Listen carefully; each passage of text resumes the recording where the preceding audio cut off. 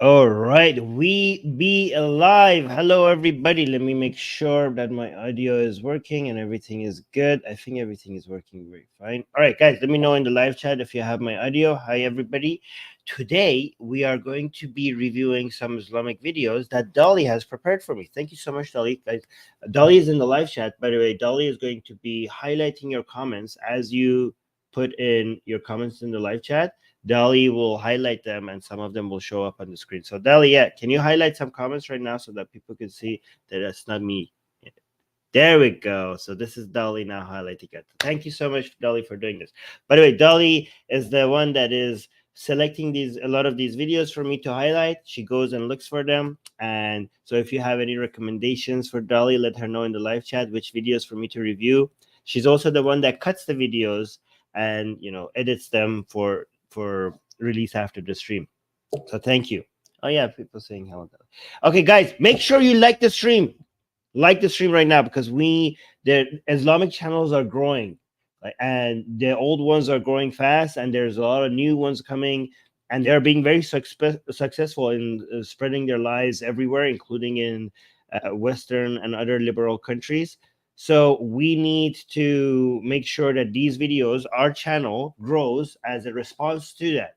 Okay, this is your chance to help. You can support this channel growing because there's a wave, there's a tsunami of Islamism coming everywhere, and the backlash, the resistance to that is not as strong at all. And this is one of the channels that is doing a very good job in teaching everybody how to respond to all of this nonsense.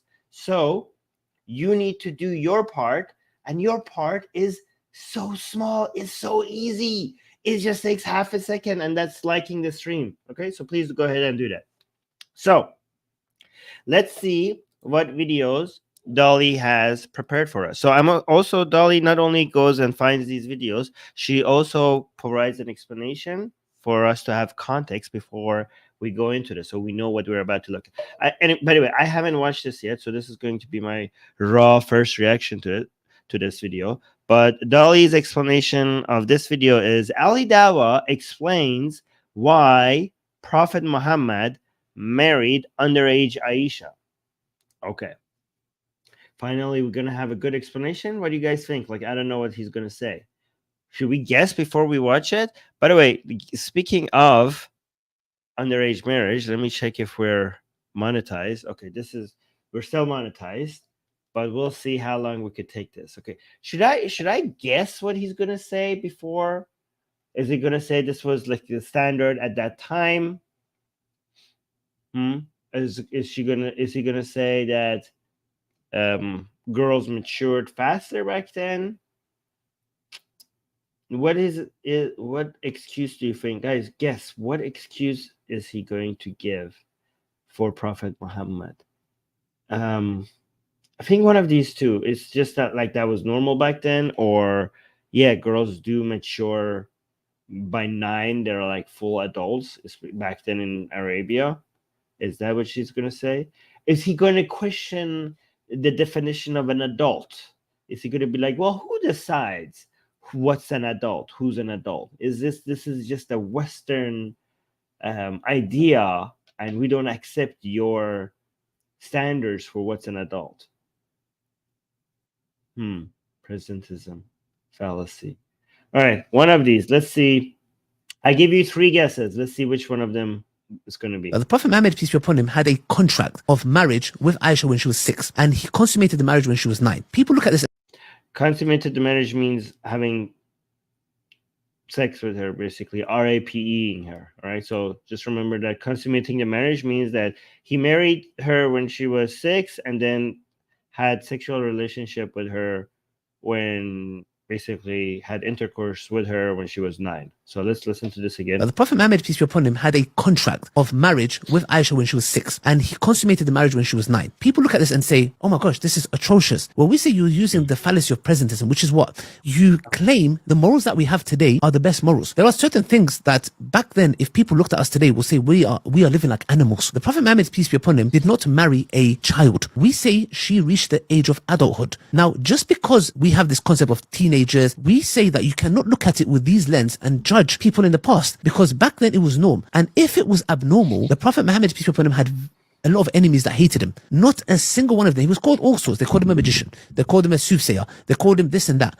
But not a single person came and said, well, hold on a second. You came to be the prophet of God and you're here marrying a 9-year-old. So back then it was the absolute norm. Now, when it comes to the age of consent, does that mean that myself or my child or my daughter, that she needs to get married at 6 or 9? No, because we take the Prophet Muhammad as an example for all time. Let's suppose, well and good, back then it was okay. But are you going to do that now? No, because our religion doesn't teach us that. In Islam, you cannot cause harm. In the UK, the legal age is what? 16? 16. Okay, but we have a lot of teenage pregnancies, like 12, 13, 100%. left, right, center. Islam says, hold on a second. So if she's 16 tomorrow, but she's 15 today, so it's illegal today, but it's legal tomorrow. What changed in 24 hours? So Islam says not one shoe fits all. What Islam says is the following. Each girl has to be assessed individually. So you can't come and give one age, because there might be a girl that's 16-year-old in UK, but she's not ready for sex. Okay. None of what he said addressed the fact that you believe in a prophet that RAPE'd a 9-year-old. Like, that's a lot of distraction from the fact. Okay, here's the thing. This is not about present versus past. This is about harm reduction. So you're like, are you imposing your understanding of what's moral on people back then? Yeah, it's called having a standard, right? It's called having a standard. Based on our standard, this was an act of evil because it harms, because without informed consent, without any consent actually, because back then the parents decided, you had sexual relationships with a child, with a 9-year-old. We know. Okay, so you're like, oh, back then people didn't know better. Okay. That still doesn't negate the fact that what they did was horrible. Having sexual relationship with a 9-year-old is harmful to that child. If your moral standard is harm reduction, that is immoral. It's just as simple as that.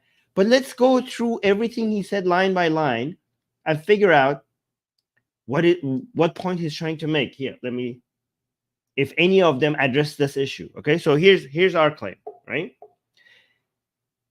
Not now, not in the future, not back then, not ever is it okay for anybody to have sexual relationship with a 9-year-old.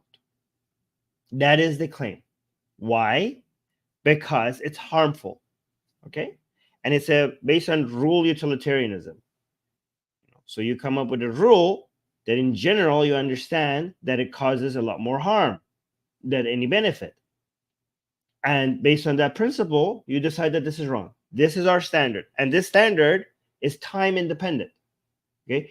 Just because people that had different standards back then, okay, I'm not judging them by their standards. I'm judging it by our standards, by my standard. Is our standard more modern? Yes. But it is a standard. It's the whole point of asking, is something moral? When you're asked, is this moral? You are being asked to judge it based on the current standards that you have. Like, okay, well, their standards were different. I don't give a crap. You're asking me, how do I judge it based on my standards? If in a society, okay, sacrificing children in a volcano was considered good, and you ask me, is that a good thing that they did that? And I say, well, no, you're burning children alive. That's not a good thing. And like, well, it was good according to them back then. Who gives a crap? I am judging based on my standard. Like, well, their standard was different. Well, their standard sucks. Their standard is outdated. Their standard is horrible. When you're being asked to judge things by your current standard. That's the whole point of asking that question.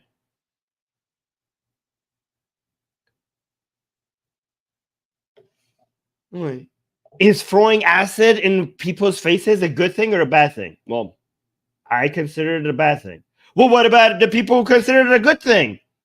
They could go get fucked. Like, what the hell? What has that got to do with this answering this question? Let's listen to this again. The Prophet Muhammad, peace be upon him, had a contract of marriage with Aisha when she was 6, and he consummated the marriage when she was 9. People look at this and say, that's it. That it should be the end of Islam. That you need to know nothing else about Islam. That should be the end of it. They have a prophet. They have a prophet that they celebrate, that they love, that they consider as a role model for all men at all time, and he did this. He had sex with a 9-year-old, and they don't deny it. How is that not the end of Islam? Like, why do oh, you don't understand Islam? You have to know Arabic. You have to know good 5 doctorate degrees in ancient Arabic, like, I don't know, culture and literature and Islamic history and fiqh. You have to be an expert in fiqh. You have to go speak to the ulama, to the scholars. You can't. They tell you that you cannot deny Islam until you understand all these complicated things. Okay, imagine all of those complicated, all of this Islamic fiqh, Islamic jurisprudence, all of that, one theology, Islamic history on one side. Okay, let's say I am completely ignorant of all of that detail. I have no knowledge. I haven't studied Islam at all. I haven't spent half a second in going into any of those details. And I have only this piece of information.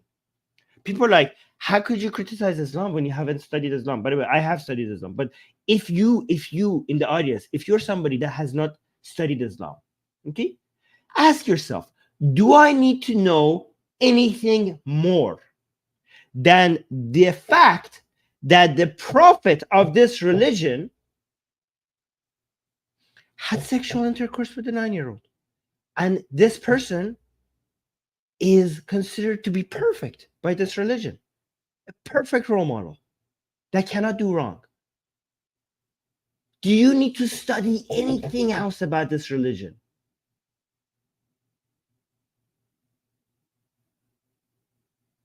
Tell me that. Okay, we got a super chat. Secular Sakai saying, could I join you guys for a discussion on the show one of these days, Armin? Yeah, of course. I recently got a nicer new studio mic. Well, that's great, Secular Sakai. Yeah, of course. Message me on, I don't know, are we connected on Facebook? I think we're connected on Facebook. On Facebook, on Twitter, my DMs are open on Twitter. I think you have my email. Whatever is better for you, let me know. I would, and also thank you for the super chat. I appreciate that. All right, but let's go through his excuses. Oh my gosh, this is atrocious. Well, we say you're using the fallacy of presentism, which is what? You claim the morals that we have today are the best morals. There are certain things. No. It's possible for us to have, in our modern times, moral standards that are worse sometimes than previous. That's not the claim. This is your logical fallacy, okay? Is strawman. That's not the argument. So you are changing our moral standard. My moral standard, the one that I think works the best, is rule utilitarianism. Okay? Rule utilitarianism. So we don't say that whatever is more recent is the best. That's not the argument. Generally, things seem to be progressing on average more into better moral standards compared to before, but not always, right? Like Nazism was an ideology that was created in modern times, and it sucks. Their moral standard, which is social Darwinism as a moral standard, sucks, and it's more recent compared to some other ancient ideologies. Oh, here's the thing. Some ancient moral standards are pretty good, actually. Like, I really like Epicurus. Epicurus's moral standards is the closest ones to utilitarianism, and he's ancient. Okay, so Epicurus, imagine, here's the thing. We're not doing presentism, right? If I compare Epicurean moral standards, which is ancient, like 2,000 years old, compared to Nazi ideology, which is a lot more recent, I would say Epicurean moral standards are superior to Nazi social Darwinism by Nazis, which is a modern moral standards. So you can see something ancient was actually superior to something modern. So I'm not doing it based on what's closer, what's more present, what's closer to modern times. I'm doing it based on harm reduction. So that is, you are misrepresenting the argument. Ali Dawah, I'm not even sure if you understand the argument. So when we look at your prophet and we're horrified about his evil acts, it's not because we just think like, oh, our moral standards are superior because it's more recent, it's present. We think our moral standards are superior because your prophet's moral standards increases harm. Do you understand how sexual intercourse with a child is harmful? Do you understand that, Ali Dawah? Do you not understand that? Because if you do not understand that, that's very dangerous. You need to be watched. Face shaming? What are you talking about? Yeah, guys, like, don't shame. Yeah, don't. He shame his arguments, not his looks. Okay, I don't like people who are making fun of his looks. But he himself what makes fun of other people's looks, though. He shouldn't be doing that. Yeah, Epicureanism was just an ancient version of utilitarianism.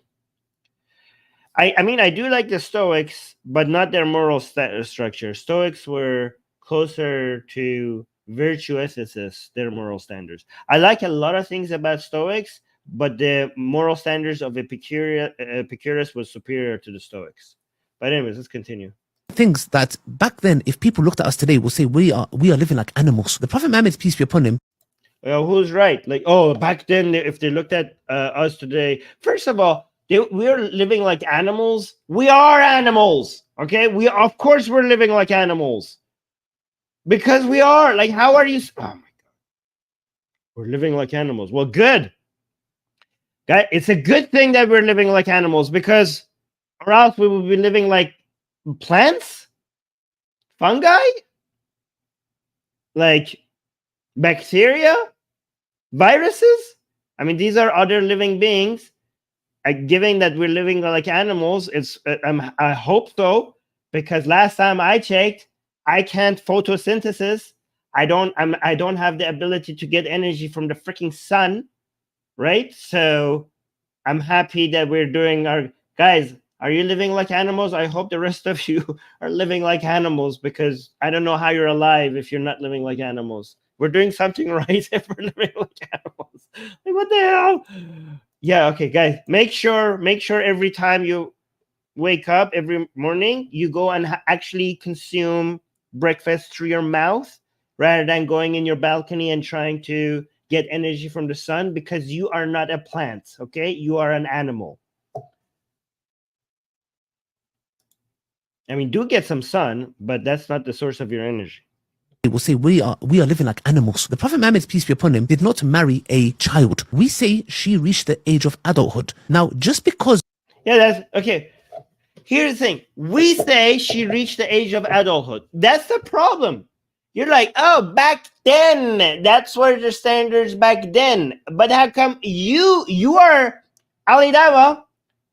Do you own a time machine? Are you coming to us and speaking to us from the past? Because you just said that, like, you're saying that we're committing the logical fallacy of presentism, and this was back then. However, you now are saying we say that she reached the age of adulthood. So you managed to bring it into the present. Unless you're talking from 1400 years ago from now. That's pretty impressive if you're doing that. So that's the problem with your religion. I mean, we would be less concerned. We will still condemn it, your prophet, if he had sex with a 9-year-old. But we would be less concerned with it if it was the standards back then what stayed for back then. The problem with religion is that it makes the standards of back then stay with us for longer. That's the whole point of being anti-religion. People are like, oh, how are you judging people back then? Well, because you're bringing it to now. You just said so. We have this concept of teenagers. We say that you cannot look at it with these lens and judge people in the past, because back. Okay, yeah, then they keep it in the past. Hey, you cannot judge. Okay, I would be happy to do that. Like, you can. First of all, I can judge people in the past. Okay, we judge them all the time. We don't expect them to have behave differently, but we still judge them. Okay, but let's say we didn't judge them. Okay, fine. Here's the thing. I will make a deal with you, Ali Dawah. I will stop judging people back then. Okay, as long as you keep their standards for back then. But what do I do when you say that your prophet is the role model for all time? The Quran says that, and that we have to follow his model. So now it's our problem now. Back then it was norm, and if it was abnormal. By the way, back then this was not norm. Okay, back then, let me tell you guys, a lot of people lie. But see, back then it was norm to have sex with a 9-year-old. Back then it was norm to have sex with a 14-year-old, a 13-year-old, pushing it, 12-year-olds. Okay, that's really pushing it. Okay, maybe like 12. That was the norm. Even back then, it was not norm to have sex with a 9-year-old. Even back then. You know how I know this? Because Abu Bakr said so. Let me he's going to make this point. Because even back then, people understood that when you are having sex with girls by age 12, something really dangerous happens. I don't know if I should even mention this to you guys, but the wall between, the poop hole and the sex hole, there's a wall between them. Okay, I'm just trying to use these words that YouTube doesn't like hate us for it. There's a wall between your poop hole and your sex hole for women. And that wall is very, very, very thin and delicate, especially when you're a child. And when you have sex with a child, that wall could break apart. And then the poop goes into the sex hole. The poop, and is a disaster. And it's almost impossible to fix, especially back then. So, and people knew that because people tried doing these things and it destroyed these girls. And right now we see this in Africa, like the people have sex with 12-year-old girls, and this happens a lot. So imagine doing that to a 9-year-old. People knew that this is not the time to do this. Even back then, they knew that this is not the time to do this. So yeah, people used to marry a lot younger, but by younger, we're talking like 13, 14, not 9, not 9.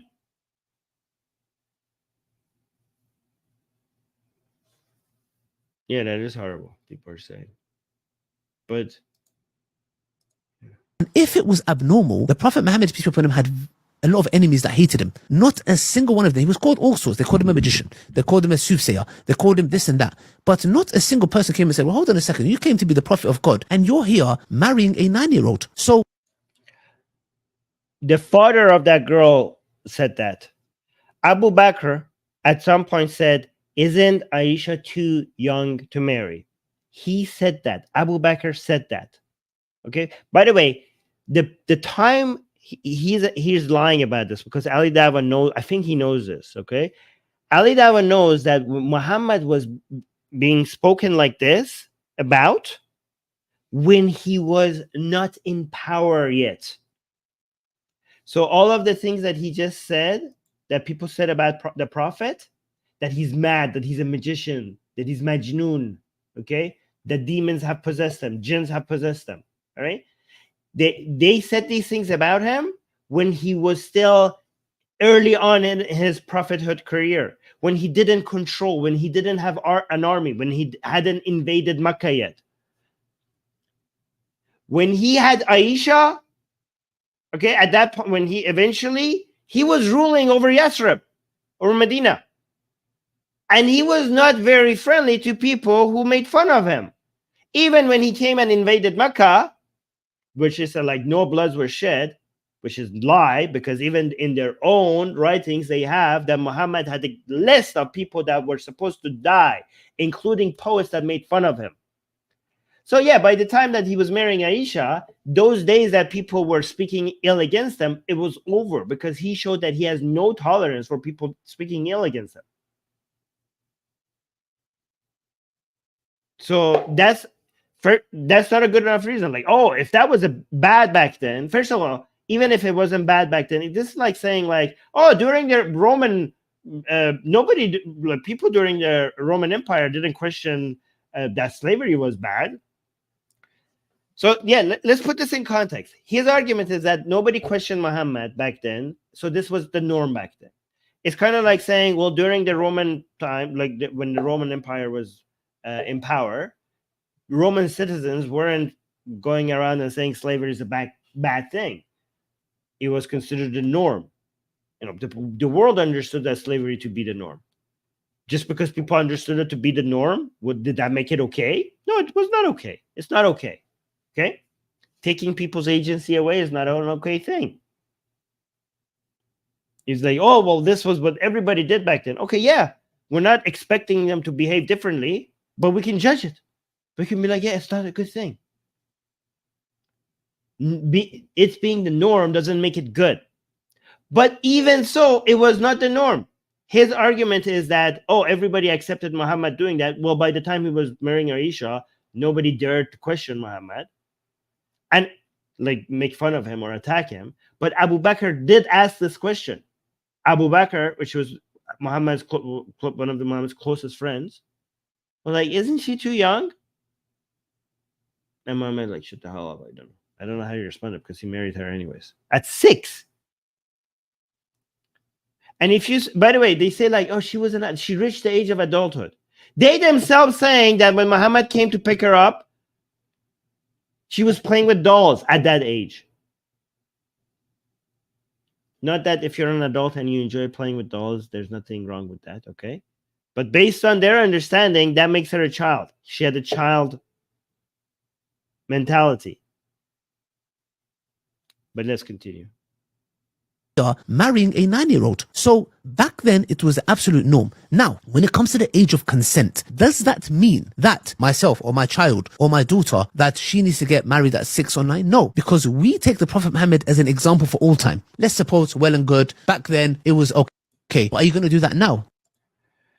Okay. No, because our religion doesn't teach us that. In Islam, you cannot cause harm. In the UK, the legal age... Okay, you're contradicting yourself. You're saying that you're not going to marry your daughter at age 6 like Muhammad did, okay? It doesn't. The problem is not that you have to. The problem is that you're allowed to. Okay? They're like, well, I'm not going to do it. Well, Islam doesn't tell you that you have to, but the fact that you can, that's horrible. And it's like, but Muhammad did it, and we're supposed to use him as a role model. Well, there goes the problem. Here's the problem. How you said there's a harm in that. Well, how come your prophet didn't recognize that there's a harm in that? He's now going to talk about the law. If there's a harm in it now, it doesn't matter what the law is. If having sex with a 9-year-old is harmful, there's harm in that now, it was harm in it back then. And your prophet didn't recognize that. Your prophet sucked as a role model for moral behavior. It's simple as that. You are acknowledging that there's harm here. Why is there harm here? If there's harm, like, we have not genetically changed since 1400 years ago. We're still the same humans. Our biology hasn't changed. I don't understand. He's like, look at the contradiction here. He's like, oh, that was back then. then keep your freaking religion for back then. That's what we're saying. Like, oh, that was back then. That's the whole point of saying your religion is outdated. That's what we say. Don't bring it to now. Take the Prophet Muhammad as an example for all time. Let's suppose, well and good, No, look at this. Look at the contradiction here. married at 6 or 9. No, because we take the Prophet. Okay, so look at the because here. So the question is like, would you marry your child at like 6 or 9? That mean that myself or my child or my daughter, that she needs to get married at 6 or 9? No, because we take the Prophet Muhammad. So she said, this is the clever thing. She says like, look at how sneaky. Oh, you little sneaky. Oh my God. He says, does that mean that we need to do this? Okay, that's not he changed the question. He's like, and he says like, no, we don't need to. Like, and he's right. You don't need to. As a Muslim, you don't need to marry your daughter at age 6. But that's not what we're saying.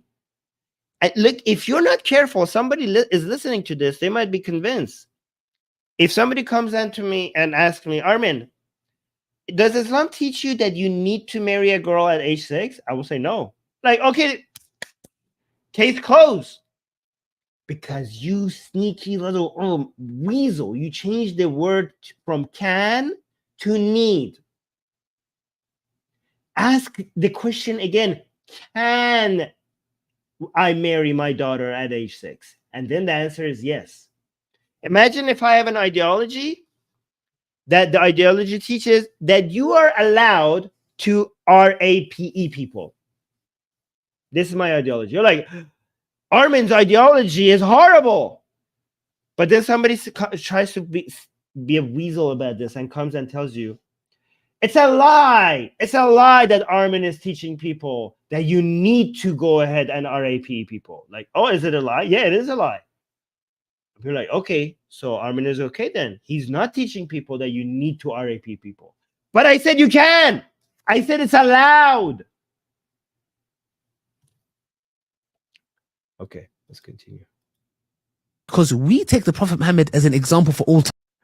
How is this? He says he says because we take Prophet Muhammad as an example for all time.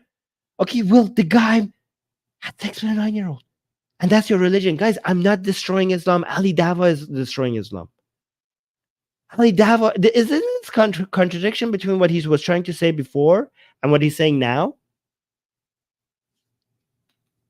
Let's suppose, well and good, back then it was okay. But are you going to do that now? No, because our religion doesn't teach us that. In Islam, you cannot cause harm. In the UK, the legal age is what? 16? If you can't, why would the legal age in the UK change how harmful this is? Like, in Islam, you cannot cause harm. First of all, bullcrap. It teaches, like, as your religion is full of harm. But why would you're saying having sex with a 9-year-old does not cause her harm unless the law of the land changes the legal age? Then now it's harmful? Does the biology of the girl all of a sudden change? Right? So like imagine the sexual organs that the child has.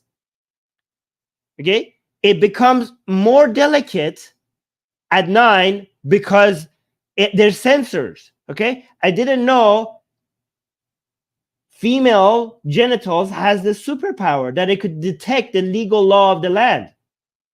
That's pretty impressive. Apparently, female genitals change their structure based on the laws that get passed. That's a very amazing superpower.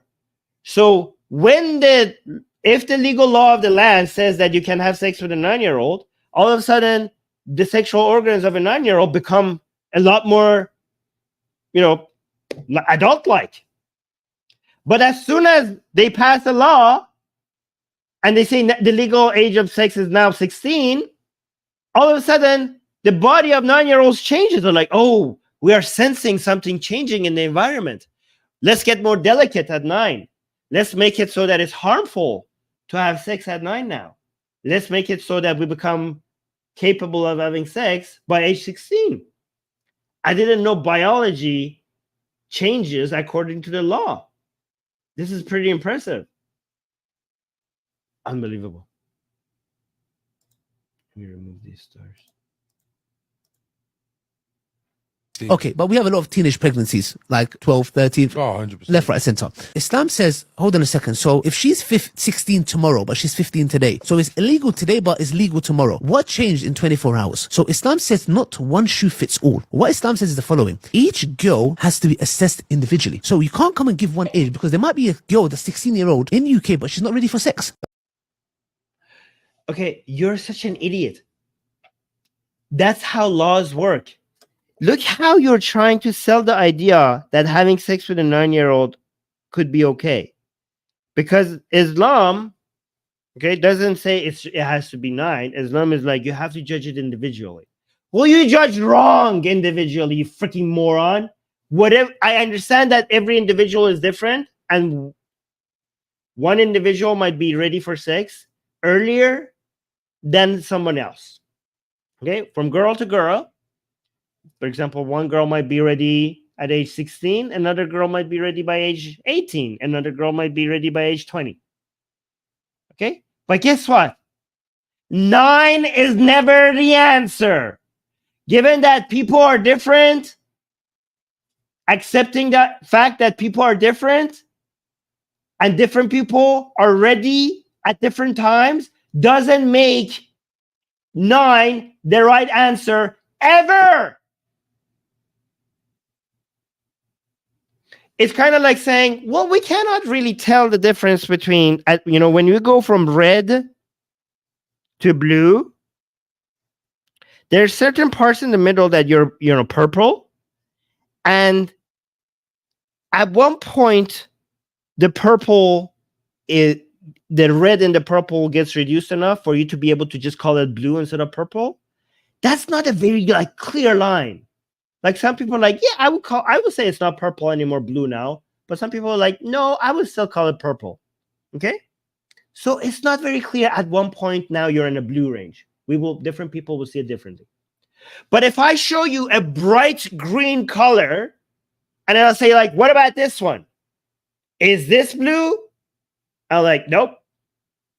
Well, you just said that there's no clear line, so I'm going to call this blue. No, that's clearly bright green. Okay? There's no ambiguity around that. So yes, just because there's some ambiguity about what girls would be 16, 17, 18, okay, fine. There's some ambiguity here. It's not very clear exactly at what point. That does not make your answer of 9 acceptable at all. And also, the fact that legally we have to come up with a number is because trying to come up with because we have to have laws. Okay? Right now, we're not equipped enough to come up with individual standards. We can't. Maybe one day with AI, we will be able to do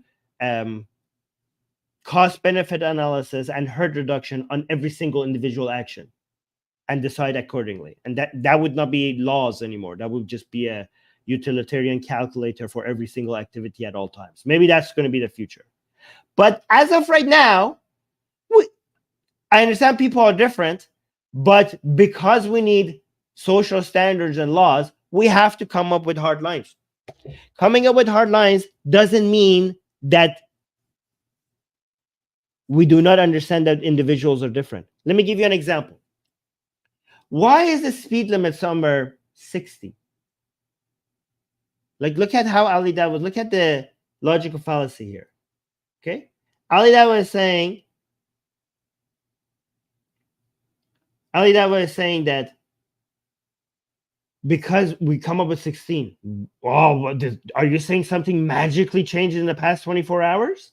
When she was 15, and 364 days old? Are you saying that something magical happened? No, Ali Dawah. But when we put the speed limit at 60, are you saying so at 59, you're not doing something illegal, but all of a sudden, just because you go 1 kilometer higher, now all of a sudden it becomes dangerous? Well, we need to have a fucking speed limit. We have no choice. We cannot have a law that say well, judge yourself. That would not work. Yes, we come up with that number 60, And somebody might like, well, why not 61? Why not 62? Why not 58? Why not 59? Yeah, we had to come up with a number because we need a law. Just because 60 and 59 might not be that much different, that doesn't mean we should imagine the world we lived in if we told people, well, given that the exact number 60 might not make sense, let every driver, the law is that the driver will evaluate the situation and decide the speed accordingly. Well, how are you going to enforce that? That would cause disaster. We are forced to come up with hard numbers. Anyways, those were some obvious nonsense that I had to refute. I'm pretty sure we're demonetized right now. I wasn't checking because I was in the middle of a rant. But sure, yes, we are demonetized. Let me boop. And it's gone. It's gone. Obviously, this one wasn't obvious. This one was an obvious demonetization. Anyways, this lasted longer than I thought. I don't know how many videos we're going to be able to do today. Let me do... Oh, I know which one to do. Let's do this guy. Okay, let's go to this one. So let me read the explanation for this one. Guys, we got demonetized. If you guys want to help us with super chats, that would really help. Because again, when we do these live streams, and also like the stream, because when we get demonetized, we also get deprioritized. So please, if you don't want to do the super chat to make up for the fact that we're demonetized, at least like the stream, because liking the stream at least get us in front of more eyes, and we need that. We do need that. Yes, it's gone.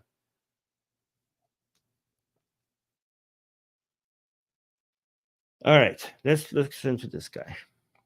The one thing that I find the most shocking is the amount of atheists that are team genocide in the name of religion.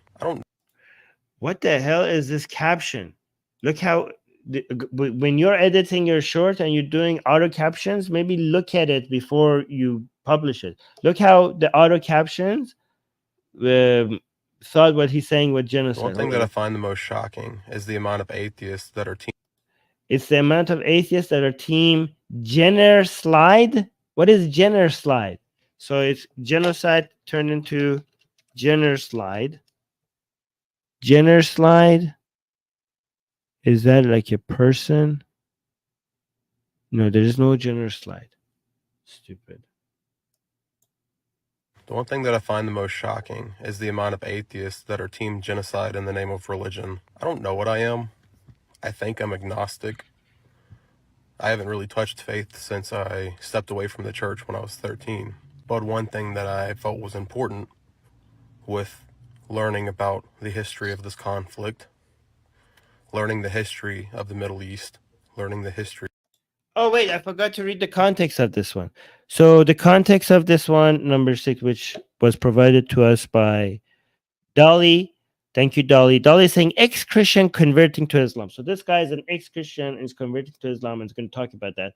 But for some reason, he's bringing Israel and Palestine into this. And he's saying, I don't understand why atheists are supporting Israel. By supporting genocide, these people are saying that we support Israel. Supporting Israel, apparently these days, is being translated to supporting genocide. That's how you know these people are just want a country completely God, when you make the name of your country just equal with genocide. Well, oh, David, thank you so much, David, for the super chat. David is saying, great rants. Dolly picked some really good videos. Yes, thank you, Dolly. I appreciate that. And thank you for the super chat. All right, so let's go with that context. Let's go from the beginning, and I'm not going to pause anymore until we get to the very end. The one thing that I find the most shocking is the amount of atheists that are team genocide in the name of religion. I don't know what I am. I think I'm agnostic. No. I haven't really touched faith since I stepped away from the church when I was 13. But one thing that I felt was important with learning about the history of this conflict, learning the history of the Middle East, learning the history of those cultures, was reading the Quran. And me, as somebody who is not religious, I started reading the Quran in order to deconstruct my beliefs that Islam is a violent, hateful religion, which it's not. And I've learned that through many verses. I've learned that through many chapters. Because me, as somebody who has been a self-proclaimed atheist for a decade now, I cherished education over everything. I cherished education over faith. But that doesn't mean disregarding education about faith. But to see all of the atheists come out of the woodworks, show their true colors, I feel myself stepping closer to faith again. And it's not just one faith. I wouldn't say it's just Islam or it's just Christianity or it's... I feel myself stepping closer to God. And part of that is seeing the hateful rhetoric that people like myself are spreading currently. I realize this, but as an atheist, you aren't speaking against religion like you think you are. You're speaking against Islam. You're speaking against Muslims. You're speaking against brown people. And we know this isn't a conflict of religion. A lot of people think it is, but this is a colonialistic project. But with your siding with the empire, you are also siding with the belief that this is a religious war, a religious conflict. But you are choosing one religion over another because of your own negative tropes. I think atheists should be morally ashamed of yourself. You know, alongside your Islamophobic comments, you talk about your education, you talk about your knowledge, but you are not informing yourself of the very true history of what is going on right now. You're not informing yourself of the 100 years of colonialism.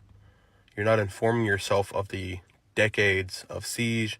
You're not educating yourself about this well-oiled machine that maintains this power and terrorist cycle. And I don't think it's a coincidence that you see terrorist actions coming from Muslim countries, considering these Muslim countries have been under fire for decades now, since the 80s or 90s, even before, but specifically harshly since the 90s. I don't know if I'm alone in thinking this way, but I hope you all have a great day, and it's free Palestine until the day I die. What does this got to do with anything? I will read the super chats, Dolly, after I finish this point. What is I don't understand. What does atheism got to do with this? I mean, we have atheists that support Israel. We have atheists that are anti-Israel. We have atheists that are calling Israel genocidal. We have atheists that are saying like Israel has the right to defend itself. We have atheists that are not even following this at all. We have atheists that are completely clueless about what the hell is happening. Why are you generalizing all atheists about having a certain position? Does this man know that atheists are coming with so many different opinions, and the only thing that atheists agree on is that they don't believe in God? That's the only thing they agree on. What are you talking about? We have atheists that even say like, oh, Islam is a good thing for the masses. I don't believe in God or Islam, but Islam is freaking great. We need Islam. We even have atheists like that. So I don't know what you're talking about. Why are you talking generally about atheists like they're all in agreement about anything other than lack of belief in God, which is dumb. It like shows that you don't understand at all what you're talking about. But even that's one reason why this is irrelevant. And another thing that makes this irrelevant is that imagine if if Israel is committing a genocide. Let's say that. Let's say Israel is like evil empire, just killing babies for the joy of it. Okay, act of genocide by the entirety of the country of Israel. Okay, and let's imagine that one. Let's just assume that that's true, and then also assume that atheists in general love that. Like, ooh, I like children dying. Thank you, Israel. Go kill children. We enjoy it. All right. We atheists just love saying that.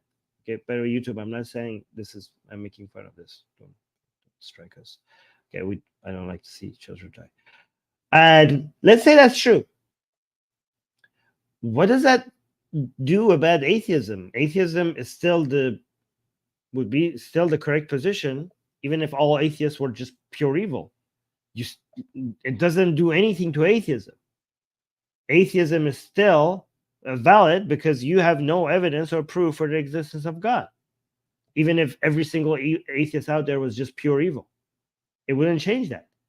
And it also wouldn't change the fact that Islam is a violent religion, unlike what you said, which is actually very interesting because Islam proudly is pro-violence. I mean, go talk to Muslims like Daniel Haqqaju. They're like, yeah, of course.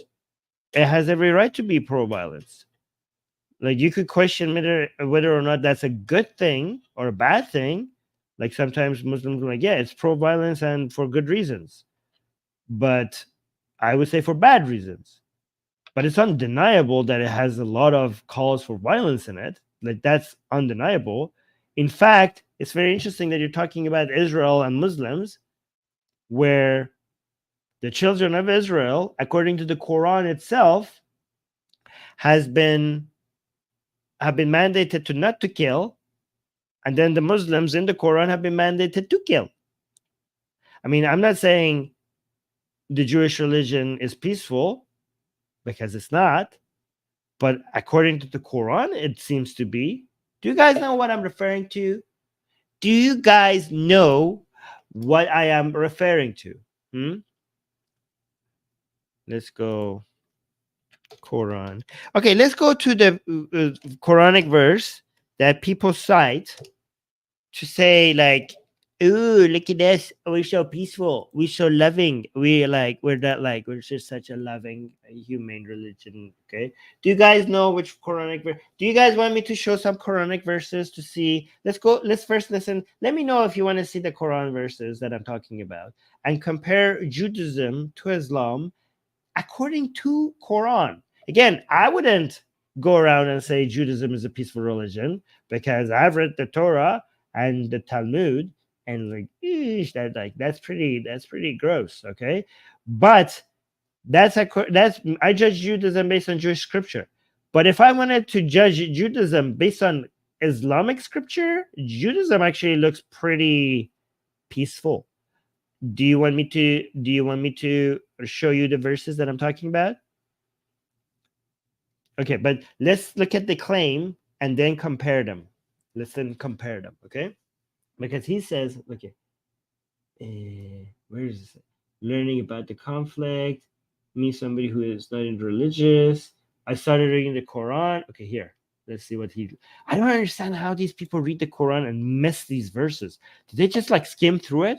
Because it's really hard to come up with the conclusion that he came up with, given the verse that I'm about to show you. Hold on. Religious, I started reading the Quran in order to deconstruct my beliefs that Islam is a violent, hateful religion. Okay, deconstruct. You read the Quran and you deconstructed that. Let me reconstruct the idea that Islam is a violent and hateful religion back for you. Okay, you guys want to see? Okay, before I show you, no, not these. That's not what I'm talking about. Okay, I have something a lot more direct, because all these verses that you're showing to me that shows that Islam is violent, I also know the excuses for it. This was about that battle at that specific time. I know how to counter those arguments as well. If anybody wants to debate me about Islam being violent or not, DM me on Twitter, Armin Navabi. Okay, DM me on Twitter. Come and miss it. My DMs are open. Don't tag me. I don't check the tags. Okay, I don't check the tags. If I get too many notifications. But DM me and say you want to debate me about Islam being violent or peaceful. I will pick up that debate, as long as you can speak properly and you have a decent mic and a decent connection. Okay, these are the requirements. Okay, I need somebody that can speak effectively and has a mic, good mic, and a good internet connection. These are the conditions, and I will debate you on this. Okay, but before I bring up the verse, tell me what verse. I'm going to show you a verse that people use to say, look at us, we're just such a beautiful, peaceful religion. What is the verse that I'm going to bring up? And then what verse I'm going to show after? Huh? Do you guys know? Like, I gave you a major hint, a verse that is so peaceful, that seems like makes Islam look so peaceful. I will give you another hint. Obama used it to show that Islam is a peaceful religion. What is that verse? Anybody knows? Anybody knows? Yes, exactly. One person, whole world. Exactly. But that's not how you write whole. Yes, exactly. Seed of Iblis, 532 and then 533. And he's saying LOL because he knows how this progresses. How when we start looking at this verses, because people will cite the 532 every time people cite 532 for you, just ask them, have you read the verse after? Sir, madam, that's a very beautiful verse. Let's continue. Let us move forward. Just not, you don't need to move forward a lot. Just one verse after. Just read one verse after. Okay? Let's take a look. Let's take a look. Okay? Let me share the screen. This is beautiful. I love doing this, by the way. All right. All right. So this is the verse that people love to share. All right. I don't know which one of the translations. Do you guys want Sahih International or Abdul Halim? I love Abdul Halim, but because it's pretty direct and Pictal. So this gets from whitewashing to more accurate to the most brutal translations. That's why I always pick these three translations. Let's try to be charitable to Islam and go with the Sahih International translation, which is often the most whitewashing version, like the one that makes it look seem like the best. Okay, Sahih International is pretty biased with the translation, but let's just go with that, right? So we decreed upon the children of Israel that whoever kills a soul, unless for a soul, like meaning qasas, or for corruption done in the land, it is as if he had slain mankind entirely. Okay, so first of all, usually when people read this, they don't read you the entire verse. Okay, they read you this part. This part is they start from here. Whoever kills a soul, and then they read this part. It is as if he had slain mankind entirely. So look at the parts that they don't quote, right? So again, this is the Quran says, you hear this a lot. The Quran says, whoever kills a soul, it is as if he has slain mankind entirely. So even without me going to the next verse, you already see that with the proper context, this doesn't seem as nice, okay? So first of all, when we cite the violent verses of the Quran, people are like, you're taking it out of context. That was specifically for that one specific battle at that one specific time. But then they will quote you this verse, and they don't tell you those verses don't mention that this is not for other people. You know, the verses that the violent verses, when the Muslims say that this is only for these people, they don't, God doesn't mention that this is only for those people. But this verse that is supposed to be the beautiful one, it does. It does. It says, we decreed upon the children of Israel. So not for you. This was specifically for the Jews. This was for the Jews. So this is the verse that is specifically for some people at certain time. Okay? And children of Israel. Right? And also, unless it's for a soul, so basically you can kill somebody if you're killing them because they killed somebody, or because they have spread corruption in the land. Like me. That's what we're doing right now. Okay, according to Islam, when he says spreading corruption in the land, what is spreading corruption in the land? Speaking ill against Islam. All right, we're doing right now. We're doing this. The thing that, first of all, it doesn't actually tell you what that means. So, well, let's see what Sahih International apparently told us what it means. So let's take a look. That is requiring death penalty. Okay, yeah, but what is this corruption in the land? What do you mean by corruption, Allah, your Quran did not come with footnotes. But the interpretation based on Sahih and Tafsir that we read, spreading corruption in the land includes advertising against Islam. So you can kill me, apparently, right? But let's ignore this part, but just like take this part. Even actually, let's ignore all of the context and quote this like people Muslim apologetics do. Okay, let's say the verse was only this: whoever kills a soul, it is as if they slain entire mankind. even if that was the whole part of the verse, that's still insane. Yeah, no, killing one person is not like killing the entire mankind. I would say, like, because people are like, oh, this is so beautiful. Killing one person is as bad as killing everybody. Well, it's not as bad as that. Killing everybody is worse. Killing one person, killing everybody is a lot more horrible than killing. I mean, you could tell that when the same people that are saying, like, oh, 30,000 people were killed in Gaza, 30,000, this number is high. Why are you referring to the high number, given that one person being killed and every mankind being killed is the same thing? So the high number should be irrelevant according to the Quran, apparently. If you think this is what this verse is saying, because I don't think that's what I will tell you specifically what this verse is saying. Okay, so what we learned from this verse was that this is a commandment to the children of Israel. This whole not killing people idea, it was a commandment to the children of Israel. It's not saying that we decreed this for everybody at all time. It's saying that the Jews should not be doing that. But what does the next verse say? Because the next verse is decreed upon Muslims.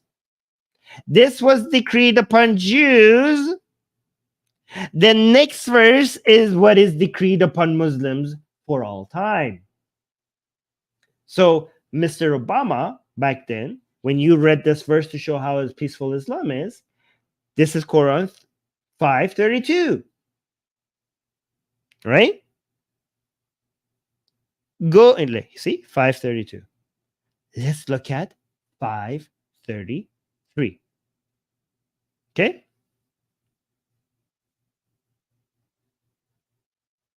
Beautiful. Oof. Love this. Okay?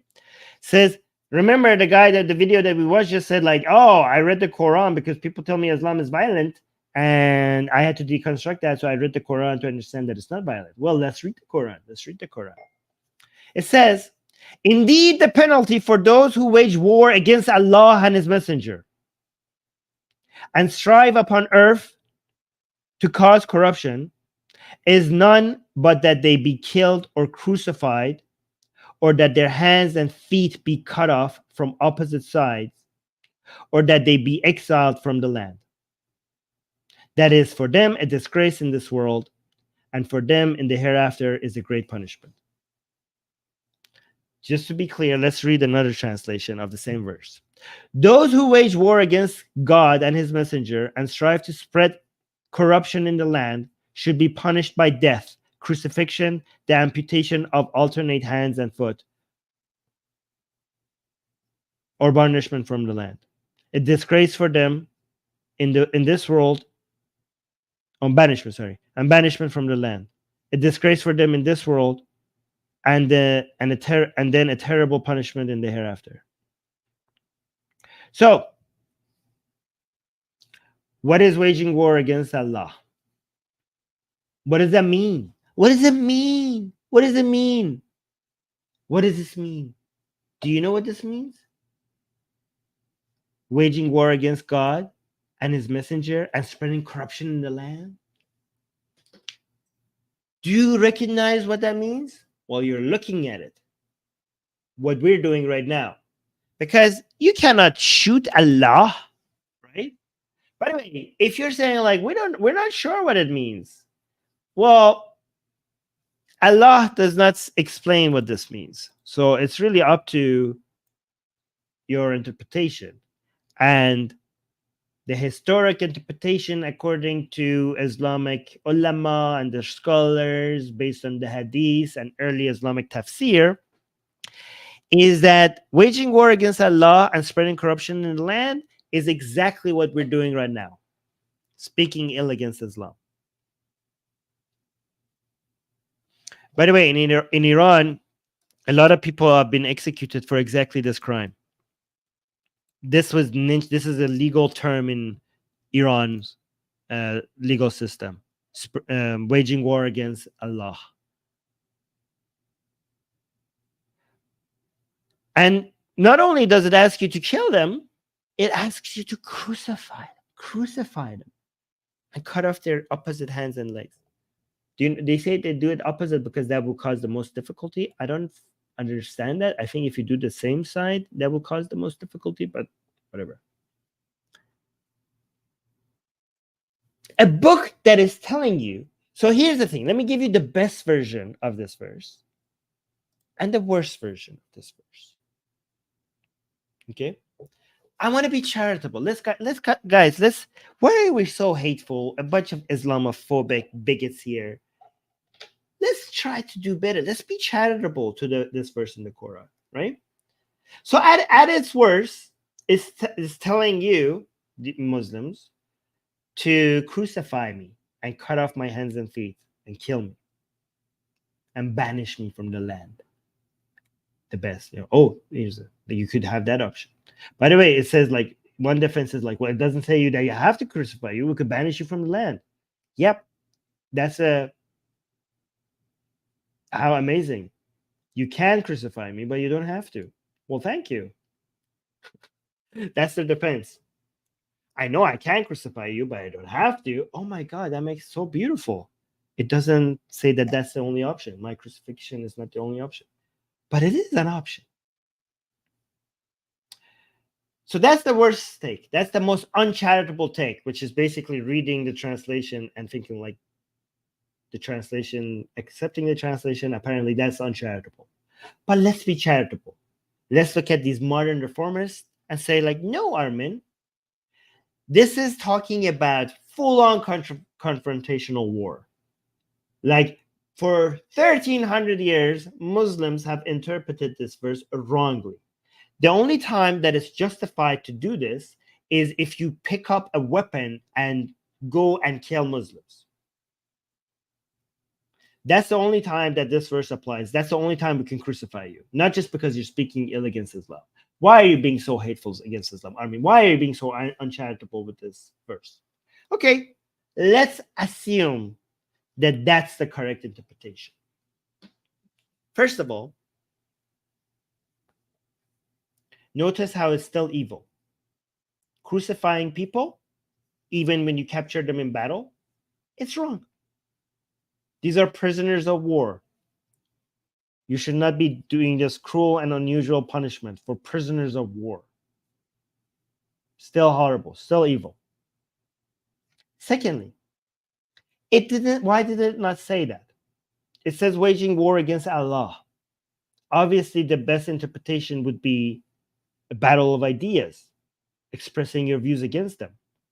Because if it wanted to say that I'm talking about direct, full-on head-to-head confrontational war with weapons against Muslims, it could have said that. It could have just said that. But no, it has to be mysterious and poetic to just leave room for the most widely interpretation that I just mentioned to you. Why do we need your explanation? The fact that we need your explanation to have a more charitable take on this verse means that the Quran is not complete. Means that your explanation was more clear than the verse that we just read. If you tell me that this verse is telling you this actually, Armin, and you give me a reason for it, that means that the Quran failed because I understood you better than that verse. Third point is, imagine how much you have to suck at writing, Allah, dear Allah, you suck at writing. If this verse is not as evil as it seems like that it is, then you fail elementary school level writing. Because for 1300 years, people assumed what you mean was what I just said. So either you mean what they think you mean, or you just don't know how to communicate with your followers. You just suck at writing. And fourth point is that imagine the coincidence that this verse meant what I said it means for 1300 years, and it stopped meaning that around the same time that we had the age of enlightenment and more modern ideas of what is right and what is wrong. And, for the past 100 or 200 years, 150 years, we just moved past those barbaric ideas, and now these are becoming more popular.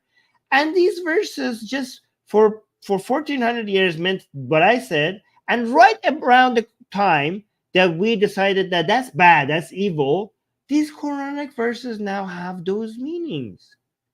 And they always meant this, but now it's only just now that the world is progressing. Now we're realizing these verses mean something else. What a great coincidence. If I didn't know better, it would almost seem as if you're just trying to remain relevant, and because moral standards are improving, you're coming up with an excuse for these verses to mean something else to match our current modern moral standards. I don't want to accuse you of lying or anything, okay? But it's just such a great coincidence. Makes one wonder. Anyways, we're already over an hour. I think we did a good job here. And by we, I mean I did a good job here. Oh, yeah, super chats. I will read the super chats. You guys were good too with your comments, okay? But I did most of the work, so I did a good job mostly. But you guys were okay too. I did an amazing job. You guys were okay.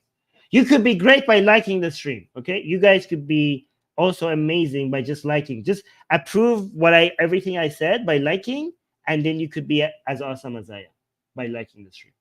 You could be even more awesome, like Cleo, by giving us super chats. Thank you. So Cleo saying, this genocide rhetoric has broken UK. A friend of the Iranian regime has been elected. A friend of the Iranian. Oh, wow, really? Parliament was threatened by protesters into changing protocol. Yeah, UK is broken. I'm not going to say fallen, like some people say, but I'm going to say broken. I'm sorry that you have to go through that. And thank you for the £5, Cleo. I appreciate that. Guys, not everybody has to use super chats. I would appreciate it if you do, given that we've been demonetized. But don't you dare not like the stream. Don't you dare not liking the stream. Tell me in the comment section, in the live chat, everywhere. And also, once the stream is over, please leave a comment. Leave a comment under the video. That really helps. And then make sure you're subscribed. Make sure you have hit the bell notification. And go tell your friends and your enemies to come and subscribe to this channel. Especially your enemies. Okay? Thank you. That really helps out. I'm going to go get ready for the Persian show. I have another live stream coming up, which is going to be in Persian, mostly for people in Iran. We have a Persian channel of Atheist Republic. It's called Jomhuriye Bi Khudayan. So I'm going to go get ready for that debate. We have a Muslim coming up, and that Muslim is debating me. I'm having a lot of debates on our Persian channel, by the way. On our English channel, I want to have more debates here as well. But the debate topic in Persian is going to be about how atheists are immoral and their sexual deviance and stuff like that, which is kind of interesting topic that the Muslim is going to come make that point, and I'm going to debate against them.